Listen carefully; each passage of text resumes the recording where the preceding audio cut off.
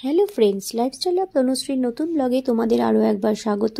আজকে আমি তৈরি করব পুঁই পিটুলির তরকারি বা চচ্চড়ি। দেখো, পুঁই পিটুলি আমি নিয়ে নিয়েছি। পুঁই পিটুলিগুলি খুবই কচি, সেগুলোকে আমি সামনের ডগাগুলো আঙুলের সাহায্যে ছোট করে টুকরো করে নিচ্ছি। আর এই পুঁই পিটুলির তরকারি করতে তার সাথে লাগবে আমার কিছু সবজি। আমি নিয়ে নেব কিছু দেখতেই পাচ্ছ শীতকালীন কিছু সবজি আমি নিয়ে নিয়েছি। যেমন নিয়েছি বেগুন, শিম, গাজর, আলু, আর নিয়েছি কিছু মটরশুঁটি। এগুলোকে আমি ভালো করে কেটে ধুয়ে রেখে দিয়েছি।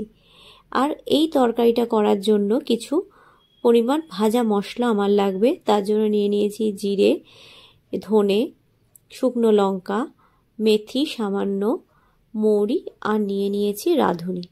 এবার এগুলোকে আমি চাটুতে রোস্ট করে নেব, গরম চাটুতে, মানে যাকে বলে শুকনো খোলায় ভেজে নেব। ভেজে এই মশলাটাকে একটা গুঁড়ো বা গুঁড়ো তৈরি করে নেব। এই গুঁড়োটা আমি তরকারির মধ্যে ব্যবহার করব। এই মশলাটা দেওয়ার জন্য কিন্তু তরকারির স্বাদটা অনেকটা বেড়ে যায়। দেখো, কড়াই বসিয়ে দিয়েছি গ্যাস ওভেনের মধ্যে। কড়াই গরম হয়ে উঠেছে। এর মধ্যে আমি দিয়ে দেব সর্ষের তেল। দেখতেই পাচ্ছ আমি কিন্তু খুব বেশি পরিমাণে তেল এই রান্নাটার জন্য ইউজ করিনি। এবার দিয়ে দেব তার মধ্যে গোটা তেজপাতা, দিয়ে দেব শুকনো লঙ্কা।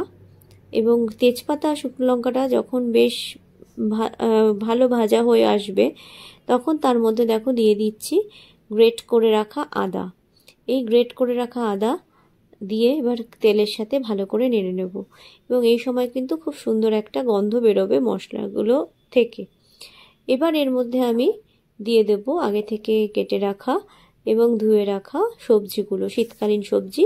এখানে তো দিয়েছি বেগুন, আলু, শিম, গাজর, ফুলকপির ডাঁটা সরু করে কাটা। তোমরা এর মধ্যে চাইলে আরও কিছু শীতকালীন সবজি অ্যাড করে দিতে পারো। এর মধ্যে তোমরা দিতে পারো ফুলকপি, দিতে পারো তোমরা এর মধ্যে কুমড়ো। তোমাদের যা যা থাকবে সেই সব রকম সবজি দিয়ে এটা তৈরি করতে পারো। তোমাদের ঘরে যদি কেউ থাকে যারা সবজি খেতে পছন্দ করে না, আমি বলবো পুঁই পিটুলি দিয়ে তাদের যদি এই রেসিপিটা একবার করে খাওয়াও, তারাও কিন্তু দেখবে এরপর থেকে সবজি খেতে খুব ভালোবাসবে। চলো, কথা বলতে বলতে আমি এর মধ্যে দিয়ে দিলাম আন্দাজ মতো নুন দিয়ে সবজিগুলোকে সুন্দর করে নেড়ে চেড়ে নেব, যাতে সবজিগুলো সুন্দরভাবে ভাজা হয়ে যায়। দেখতেই পাচ্ছ সবজিগুলো কি সুন্দরভাবে ভাজা হয়ে যাচ্ছে। এবং খুন্তির সাহায্যে খুব ভালো করে নেড়ে চেড়ে সবজিগুলোকে সুন্দর করে ভেজে নিতে হবে। এবার এর মধ্যে আমি দিয়ে দেবো আমাদের কেটে রাখা পুঁই পিটুলিগুলো কিন্তু খুব কচি। এবার সমস্ত পুঁই পিটুলিগুলো দিয়ে দিচ্ছি ওই সবজিগুলোর সাথে। দিয়ে এবার সুন্দর করে পুঁই পিটুলিগুলোকেও নেড়ে চেড়ে হালকা ভেজে নেব, ভাজা ভাজা করে নিচ্ছি। দেখো কি সুন্দর কালারটা দেখতে লাগছে। শীতকালীন সবজি এটা কিন্তু যেরকম ভাত দিয়ে ভালো যাবে, সেরকমই কিন্তু রুটি দিয়েও তোমরা এটা খেতে পারো। দেখো, এর মধ্যে দিয়ে দিলাম আমি পরিমাণ মতো হলুদ গুঁড়ো দিয়ে সবজিগুলো আরও একবার নাড়াচাড়া করে নিচ্ছি। এই রান্নাটা যখন আমি করব তখন কিন্তু গ্যাসের ফ্লেমটা অবশ্যই বন্ধুরা মিডিয়াম টু লো রাখবে, কখনোই গ্যাসের ফ্লেমটা হাই করে দেবে না। আচ্ছা, এবার এর মধ্যে আমি দিয়ে দিলাম, দেখতে পেলে, কাশ্মীরি লঙ্কার গুঁড়ো। আমি যেহেতু ঝালটা কম খাই, তাই জন্য আমি এখানে কাশ্মীরি লঙ্কা ব্যবহার করেছি। তোমরা যারা ঝাল বেশি খেতে পছন্দ করো তারা কিন্তু এখানে ঝাল লঙ্কার গুঁড়ো অ্যাড করতে পারো, তাতে কিন্তু স্বাদ খুব কোনো পরিবর্তন হবে না। ঝাল লঙ্কা দিতে পারো, তার সাথে কাশ্মীরি লঙ্কার গুঁড়োও দিতে পারো। দেখো, কথা বলতে বলতে আমি সবজিগুলোকে সুন্দরভাবে নেড়ে চেড়ে ভাজা করে নিচ্ছি। এবার আমি আস্তে করে এই কড়াইটার ওপরে একটা ঢাকা চাপা দিয়ে দেব। এবং এটা কিছুক্ষণ সবজিগুলো যাতে নরম হয় তাই জন্য আমি এই ঢাকাটা দিয়ে দিয়েছি। ফিরে এলাম কিছুক্ষণ পরে। দেখতেই পাচ্ছ সবজিগুলো আগের থেকে অনেকটাই নরম হয়ে গেছে। এবার আমি আবার সুন্দর করে খুন্তির সাহায্যে নেড়ে চেড়ে নিচ্ছি সবজিগুলোকে। দেখো, আমি কিন্তু এখানে এখনো পর্যন্ত কোনো জল অ্যাড করিনি, কিন্তু তাও সবজিগুলো থেকে একটা জল বেরিয়েছে, দেখেছো কিছুটা জল বেরিয়েছে। এবার আর সবজিগুলো কতটা নরম হয়ে গেছে। আচ্ছা বন্ধুরা, তোমরা যারা আমার চ্যানেলটা নতুন দেখছো তারা অবশ্যই সাবস্ক্রাইব করবে, লাইক করবে এবং কমেন্ট করে জানাবে কেমন লাগলো। আর হ্যাঁ, পাশে থাকা বেল আইকনটা প্রেস করতে ভুলো না, তাহলে আমার সমস্ত রান্নার নোটিফিকেশান কিন্তু তোমরা পেয়ে যাবে সবার আগে। এর মধ্যে আমি দিয়ে দিয়েছি আরও কিছুটা পরিমাণ নুন। নুন আমি আগেও দিয়েছিলাম, তাও আমি আবার এর মধ্যে কিছুটা পরিমাণ নুন আমি অ্যাড করে দিলাম। দেখো সবজিগুলো দিয়ে ভাজাভাজি করা হয়েছে। এবার কিছুক্ষণের জন্য আমি আবার ঢাকা চাপা দিয়ে দিচ্ছি।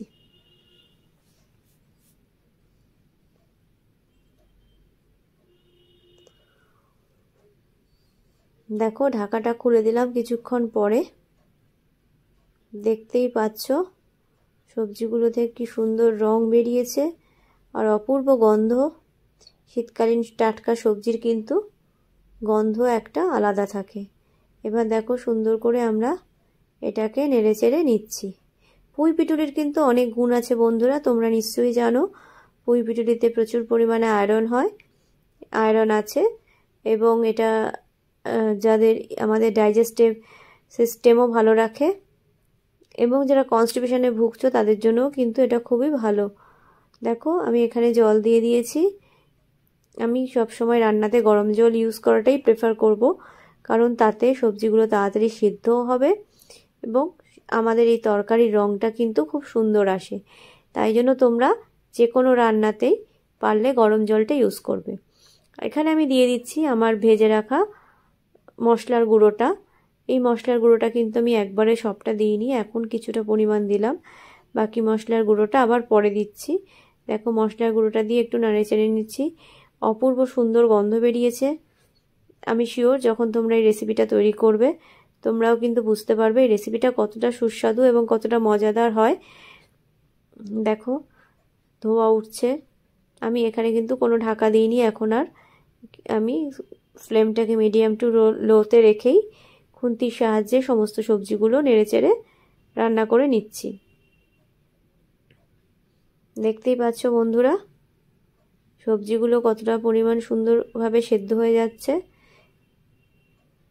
আর রংটাও আশা করি তোমরা দেখতে পাচ্ছ ক্যামেরাতে। সুন্দর করে নাড়াচাড়া করে দিচ্ছি। দেখো অপূর্ব সুন্দর গন্ধ বেরিয়েছে। এখানে এসে আমি দিয়ে দিচ্ছি আরও কিছুটা পরিমাণ ওই ভাজা মশলার গুঁড়ো।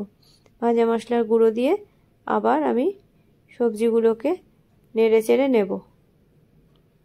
দেখতেই পাচ্ছ সুন্দর করে সবজিগুলোকে নাড়াচাড়া করে নিচ্ছি এবং সবজিগুলো জল কিন্তু দেখো আগের থেকে অনেকটাই কমে এসেছে। এই পর্যায়ে এসে আমি আবার থালার সাহায্যে আর ঢাকার সাহায্যে সুন্দর করে এটাকে ঢাকা চাপা দিয়ে দেবো কিছুক্ষণের জন্য। এই সবজিটা কিন্তু বেশিরভাগ রান্নাটাই কিন্তু ঢাকা চাপা দিয়ে করতে হবে, তাহলে সবজির স্বাদটা অনেকটা পরিমাণ বেড়ে যাবে। দেখতেই পাচ্ছ ঢাকা খুলে দিয়েছি। সবজিগুলো কি সুন্দরভাবে নরম হয়ে গেছে আর অপূর্ব সুন্দর গন্ধ বেরোচ্ছে। নিরামিষ দিনে বা রুটির সাথে যদি এই গরম গরম এই সবজি কিন্তু দারুণভাবে জমে যায়।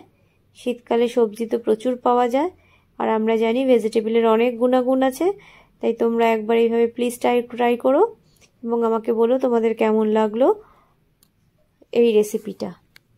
দেখো কথা বলতে বলতে এগুলোকে সবজিগুলোকে আমি আবার সুন্দর করে নেড়েচেড়ে দিচ্ছি।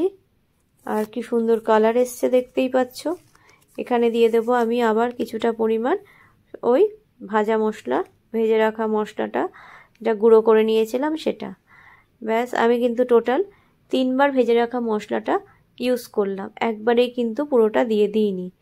দেখো পুরো গায়ে মাখা মাখা হয়ে এসছে সুন্দরভাবে।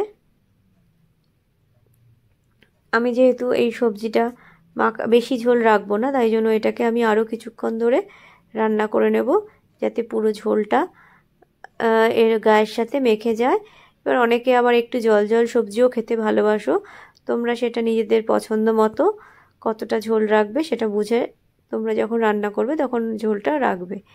দেখো এর মধ্যে আমি দিয়ে দিচ্ছি সামান্য পরিমাণ চিনি, যেহেতু এটা নিরামিষ রান্না, নিরামিষ রান্নাতে চিনি দিতে একটু মিষ্টি মিষ্টি হলে ভালো লাগে, তাই জন্য আমি এখানে দিচ্ছি চিনি। এটা অপশনাল, তোমরা যদি মনে করো যে তোমরা চিনি দেবে না, কারণ এখন সবাই আমরা খুব হেলথ কনসিয়াস, তাই জন্য আমরা এখন অনেকেই চিনিটা কম খাই, তাহলে তোমরা এই পর্যায়ে এসে চিনিটা স্কিপও করে যেতে পারো। আমি দিলাম একটু, যেহেতু নিরামিষ রান্না মিষ্টি ভালো লাগে, তাই জন্য তোমরা নাও দিতে পারো। চলো দেখো আমাদের সবজিটা কত সুন্দর নরম হয়ে এসছে। এখানে আমি দিয়ে দিচ্ছি কিছু পরিমাণ গরম মশলা। আমি এখানে ইউজ করেছি সানরাইজের শাহি গরম মশলা। তোমরা চাইলে বাড়িতেও গরম মশলা বেটে সেই জলটা দিতে পারো, শিলে বেটে। আমি এখানে গুঁড়ো গরম মশলা ইউজ করেছি। দেখো খুব সুন্দর এখন একটা গন্ধ বেরিয়েছে, নাড়াচাড়া চলছে সবজিগুলো। ওফ, কালারটা জাস্ট ওয়াও। গরম গরম ভাত বা রুটি দিয়ে কিন্তু পুরো ব্যাপারটা জমে যাবে। আমি একটু জলটা শুকিয়ে নেওয়ার জন্য কড়াইতে বসিয়ে রেখেছি। এর মধ্যে আমি দিয়ে দেবো সামান্য পরিমাণ ঘি। যেহেতু নিরামিষ রান্না, তাই জন্য ঘি গরম মশলা দিলে এর স্বাদটা কিন্তু অনেকটা পরিমাণ বেড়ে যায়। দেখতেই পাচ্ছ আমি ঘিটা দিয়ে দিয়েছি এবং সুন্দর করে খুন্তির সাহায্যে পুরো তরকারিগুলোকে পুরো মাখা মাখা হয়ে এসছে পুরো তরকারি, দেখতেই পাচ্ছ। আর সবজিগুলো খুন্তির সাহায্যে খুব ভালো করে মিশিয়ে নিচ্ছি, নেড়ে চেড়ে নিচ্ছি। দেখো এবার আমি এটা কিছুক্ষণ সময়ের জন্য আবার একটু ঢাকা চাপা দিয়ে দেব। কিছুক্ষণ পরে এই ঢাকাটা আমি খুলবো। দেখো তৈরি হয়ে গেছে এবং সার্ভ করে দিয়েছি আজকের আমাদের স্পেশাল ডিশ পুঁই পিটুলির তরকারি বা চচ্চড়ি। তোমাদের কেমন লাগলো অবশ্যই জানিও। খুব ভালো থাকো, দেখা হচ্ছে তোমাদের সাথে অন্য কোনো ব্লগে।